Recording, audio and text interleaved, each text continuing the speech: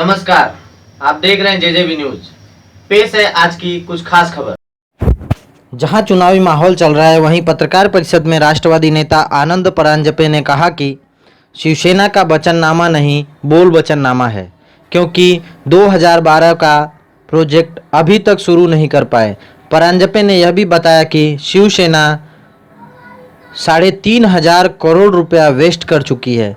जहां 450 करोड़ रुपए में धरड़ बनना था, वहीं 1400 से 1500 करोड़ रुपए की धरड़ की कीमत बढ़ाने वाली शिवसेना है। लेकिन शिवसेना सिर्फ नाम करती है, काम नहीं। डॉक्टर जितेंद्र अवार्ड ने कहा कि जिस पक्ष के लोग औरतों को नारियल से मारते हैं, उस पक्ष का निशानी भी नारियल का होना चाहिए। आइए जानते हैं डॉक्टर जितेंद्र अवार्ड से। कल जो हादसा हुआ थाने शहर में, वो महाराष्ट्र की संस्कृति को लांछनास्पद था। महाराष्ट्र की संस्कृति की पहचान ये महात्मा ज्योतिबा फुले, सावित्रीबाई फुले, शिवाजी महाराज की माता जिजा माता के नाम से जाना जाता है। यहाँ पे महिलाओं की बहुत इज्जत की जाती है। हमारे साहित्य में कहा है कि एक पल की पत्नी होती है, लेकिन वो अनंत काल की माता होती है। तो पत्नी को माता के रूप में देखने का साहित्य इस महाराष्ट्र में लिखा गया है। वही महाराष्ट्र में शिवसेना का एक नेता प्रचार का नारियल उठाता है और पत्नी ने कुछ सवाल पूछने के बाद उसके सर पे मार देता है। ये गुंडागिरी है। ये सत्ता की हवा जब सर में चढ़ जाती है, उसका प्रदर्शन है। महाराष्ट्र इसको माफ नहीं करेगा। महिलाओं की एक अलग इज्जत है महाराष्ट्र में, और इसलिए हम मांग कर रहे हैं कि अब शिवसेना ने अपनी निशानी बदल देनी चाहिए और उन्होंने नारियल निशानी लेनी चाहिए, नारियल। और यहाँ की महिलाएं अब ये जो हादसा है वो देखकर उनके हाथ में नारियल देने वाली है।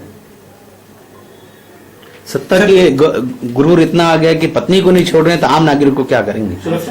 ऐसा है कि खुद सीएम ही बोल रहे हैं ना, ये खंडनीखोर करके, हम थोड़ी बोल रहे हैं। तो खंडनीखोर गुंडागर्दी करने वाला आदमी ऐसा ही बर्ताव करेगा। तो आदमी अगर पत्नी को नहीं छोड़ता, जो पत्नी मां समान भी है, तो दुनिया को क्या छोड़ेंगे? अरे हिम्मत है उद्धव ठाकरे जी को, और उनको लगता है कि महाराष्ट्र में महिलाओं का सम्मान होना चाहिए। तो आज पहला निकल के उन्होंने ये घोषणा करनी चाहिए कि ये उम्मीदवार की मैं उम्मीदवारी रद्द कर रहा हूं, इसकी उम्मीदवारी मैं कैंसिल कर रहा हूं, और शिवसेना में ऐसी गुंडागर्दी नहीं चलेगी। हिम्मत है तो करके दिखाओ। सर, देखा जाए कि हर चुनाव के बाद दोनों पार्टी एक हो जाती है, और ये तो उनकी पॉलिटिकल स्ट्रैटेजी है। 25 दिनों तक बिजली होता है ना कि दो बिल्लियां झगड़ते रहती है एक दूसरे के साथ, और दूध आने के बाद दोनों एकदम खत्म कर देती है।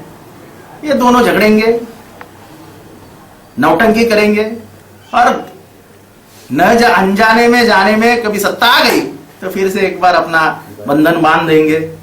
अटल बंधन, शिव बंधन, सब बंधन एक साथ कर देंगे और लूटने के लिए तैयार हो जाएंगे। अभी बीजेपी को दिख रहा है शिवसेना भ्रष्टाचारी है। 25 साल जब साथ में रहे तब नहीं दिखा, अभी क्या देख रहे हो?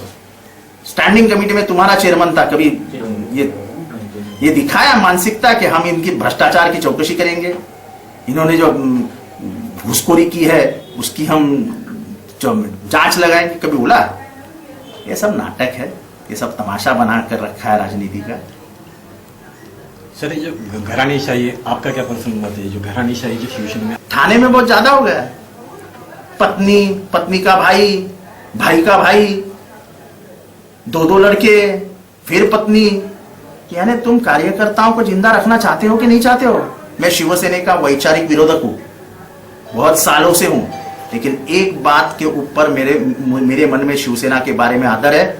एक वड़ा पाव खा के मेहनत करने वाले कार्यकर्ता अगर किसी पार्टी में है तो वो शिवसेना में है। लेकिन वो जो वड़ा पाव खाने वाले कार्यकर्ता है, उनको तुम वड़ा पाव के गाड़ी तक ही सीमित रखे हो। जब सत्ता आती है तो आपको आपका भाई दिखता है, आपको आपकी पत्नी दिखती है, आपको आपका बेटा दिखता है, चाचा का भाई दिखता है, चाचा का लड़का दिखता है, फिर कोई बहू दिखती है। आम कार्यकर्ता क्या सिर्फ झंडा और मारामारी करने के लिए है क्या? आपका पर्सनल मत ये ऐसा है कि मैं जब तक हूं तब तक ना तो मेरे घर से पत्नी आएगी, और मुझे एक लौती बेटी है, उसको तो मैं राजनीति में आने भी नहीं दूंगा। इसके लिए नहीं कि वो नहीं चाहती है, इसके लिए नहीं आने दूंगा कि यहाँ पे हर कार्यकर्ता मेरा भाई है, हर कार्यकर्ती मेरी बेटी है, और उनको आगे बढ़ाना उनको अपने विचारों के साथ ले चलना और उनकी अगर कैपेबिलिटी है तो उनको वहां उस स्तर पे लेके जाना, ये मैं मेरा धर्म कर्तव्य समझता हूं।